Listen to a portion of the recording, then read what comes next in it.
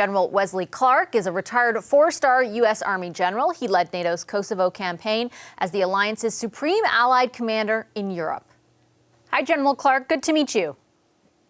Nice to meet you, too. I wanted to start with where things sit today. The latest news from Mariupol, thankfully survivors emerging from the theater that was shelled. But we know at the same time, while Ukrainian forces are putting up a fight, the Russians are taking more territory. What's your assessment of each country's forces at this point? I think the Russian forces have struggled greatly up to now. There is some momentum they're gaining in the south. They haven't really been able to crack Mariupol open despite the slaughter there. But there is some movement that they're attaining in the south. Ukraine's a big country, so it's a tough process to move across it, and they're facing resistance everywhere. In the north, the trafficability has really impeded the Russians. There's counterattacks run by the Ukrainians.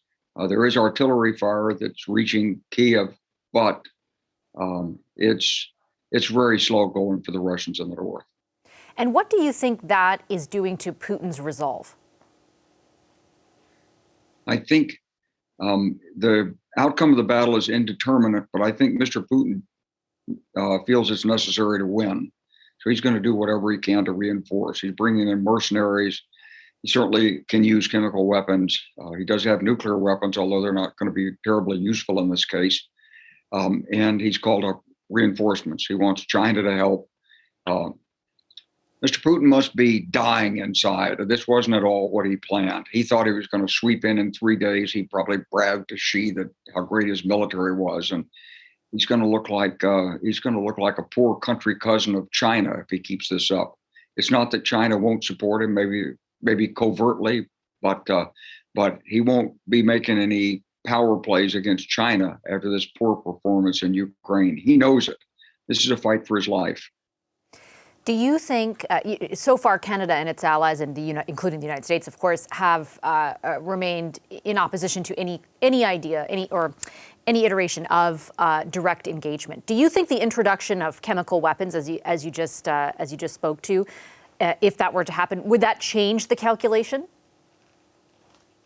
It's hard to say. I think Canadians, just like Americans and others in Europe, have to recognize that this is a battle that's not going away. It's unfortunate for many. I mean, it really messes up the springtime and what people think of Europe should be like. And here's Mr. Putin. He's a throwback to the 19th century. He wants to invade and conquer another country, and he's doing so brutally. We can't let him succeed at this. So we're going to have to do whatever is necessary to keep Ukraine in the conflict. And it doesn't require any red line on our part, like chemical weapons. It won't matter. You can be killed by chemicals. You can be killed by a bullet or falling masonry. The thing is to stop the war, stop the killing, and that means the West has to do what's ever necessary to keep President Zelensky and Ukraine in this fight against Mr. Putin. So beyond what is currently being done, and that includes the application, for example, of sanctions to cripple Russia's economy, it includes sending humanitarian aid, and it includes, in Canada and the U.S.'s case, sending lethal aid to Ukraine. What above and beyond that do you think will be necessary if Putin's resolve is as steadfast as you describe? Well, I'd like to see more done with the United Nations first. The United Nations is what we're all fighting about, really. This is about the rules-based international order. The United States, Canada, Britain, we set it up at the end of World War II with the United Nations. And we say aggression is illegal. We say under Article 51 of the UN Charter that every nation has the right to self-defense and others have the right to support them. What's different here? If we don't fight for this system as best we can, we won't have this system. So this is not a problem that's going away.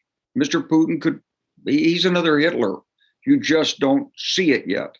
And the purge that he's announcing right now in Russia that will follow the speech he made yesterday, that purge is his effort to prepare for the long term, just like Stalin purged in 1938 to prepare for his aggression during World War II. So there's no difference. Putin's following a well-known playbook. We just have to recognize what we're up against here. Can I ask you just a follow-up question to that very concept, what we're up against, or the length of what he's prepared to go forward with? I know it's impossible to put a timestamp on it, but I do think, a lot of us look at it and think maybe this won't be going on for months, maybe it won't be going on for years. Do you think it will? I think it will go on for many more weeks unless, for some reason, Mr. Zelensky is forced to surrender. But I don't see any softening on his part. And let's not make any misunderstandings here. These negotiations are show. That's all. Russia wants to forestall additional assistance to Ukraine. It wants to raise and dash hopes in the West for an early settlement, to bore people, to discombobulate politicians. It wants to buy time to reorganize its forces, bring in mercenaries, grapple with the complex problems of trying to digest a whole country. But this war is not going away. And we've got to sustain President Zelensky and Ukraine in this fight. Now, what it takes to do that, none of us know. Not President Zelensky, and none of us here. And if you asked Mr. Putin, he wouldn't know either. This is decided on the battlefield. It's decided in the hearts and minds of the Ukrainian defenders, in the weak attacks of some of the Russian soldiers and their faint-heartedness. It's decided by the technologies that are provided, by the weather and terrain in Ukraine. So it's somewhat unpredictable, but what you do know is you don't want to lose, and you don't want to do less than is required. That's the challenge. The other thing we do know is that this war has certainly prompted a number of allies in Europe to increase their spending on defense in light of what has happened over the last 3 weeks. That includes a consideration here our defense minister made on our program last night, in which she said she was putting forward an option to the government to increase spending in excess of 2% of GDP, which I know you're well familiar with, is the target for NATO member countries. Do you think that this war has fundamentally altered the way governments will look at spending on defense? It hasn't yet, but it's likely to. Look, during the Cold War, where we had the 4th Canadian Mechanized Brigade Group down in Bavaria with the U.S. forces, and by the way, we love those Canadian soldiers. They were great. I went on exercises with them, and it was a terrific unit.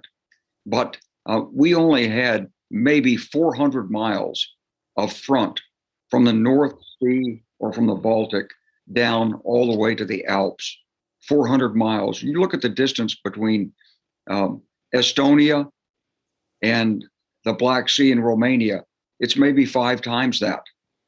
So if we really are serious about defending it, we're going to end up raising a lot more forces, spending a lot more money on defense than we ever did during the Cold War. It's fundamentally different, much more difficult. And Mr. Putin's not stopping with Ukraine. He's already told us that. Okay, General Clark, I'll leave it there. Thank you very much for your insights. Thank you. Hi, I'm Vashi Capellos, host of Power in Politics. See more of our show by subscribing to the CBC News channel or click the link for another video.